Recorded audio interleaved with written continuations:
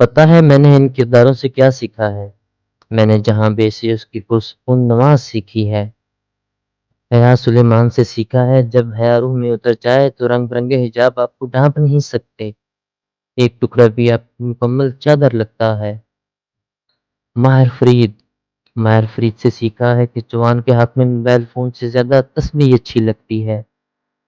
عائشہ گل سے اس کی گہری اور خوبصورت باتیں سیکھی ہیں۔ فارس قاضی سے سیکھا ہے کہ محبت کی نماز تہجد کی نماز ہوتی ہے۔ جب انسان کو اللہ سے محبت ہو جائے تو تہجد کی نماز سب سے چھیتی نماز ہوتی ہے۔ اور صلاح سکندر، اسے میں کیسے بھول سکتا ہوں؟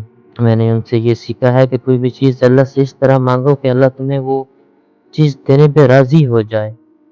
اور فاطمہ سے میں نے اس کا صبر سیکھا ہے، اور یہ جب آ جائے تو بہت پیاری چیز ہے۔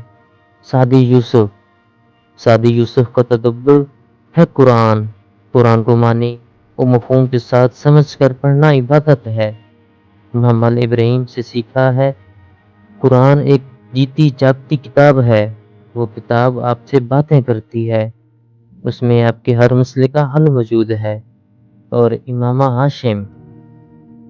ہاشم سے سیکھا ہے کہ اگر اللہ اور اس کے رسول صلی اللہ علیہ وسلم کی محبت میں آپ کو اپنا گھر اور خاندان بھی چھوڑنا پڑے تو اپنے گھر اور خاندان کو خدا حافظ کہہ لینا چاہیے۔